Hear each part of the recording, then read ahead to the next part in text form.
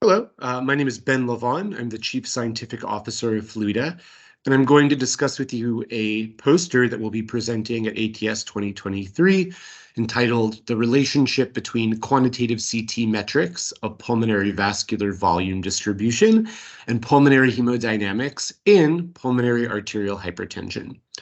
So the motivation for this study was that when you have a subject with pulmonary arterial hypertension, all of the symptoms that we're assessing are the result of the effect that the changes in the lungs have on the heart.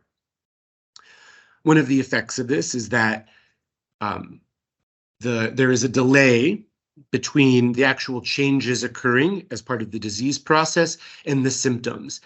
In addition, we're not always able to account for how severe the disease is or how significant the disease burden is simply by looking at the heart of a particular subject.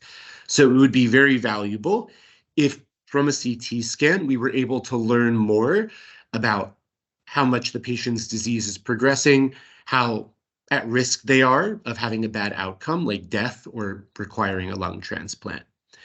And so what we did is we worked with investigators at the Ottawa Heart Institute in Ottawa, Canada.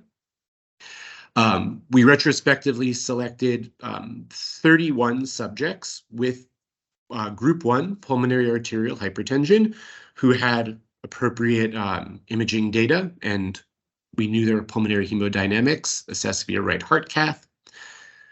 And we looked at the volume fraction of pulmonary vascular volume in vessels smaller than 5 millimeters squared in cross-sectional area, called BV5%, and the volume fraction of pulmonary vascular volume in vessels larger than 10 millimeters squared in cross-sectional area, referred to as BV10%.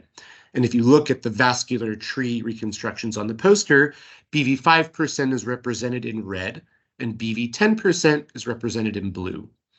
So we ended up with, again, 31 subjects. 20 of them had idiopathic PAH. 11 had PAH associated with connective tissue disease.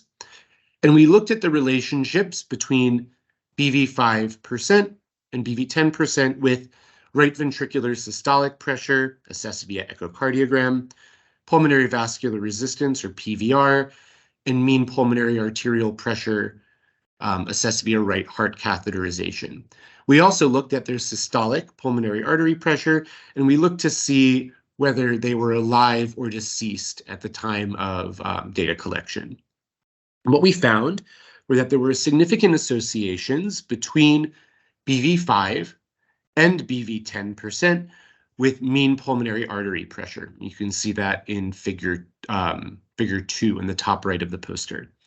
In addition, there were stronger associations between those same two FRI outcome measures and systolic pulmonary artery pressure.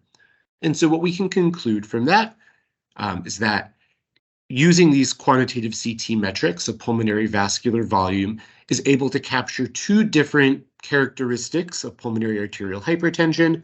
Number one is that we lose small distal vessels, and the large vessels closer to the heart become enlarged, and that the degree of this change relates to how severe the pulmonary hypertension is.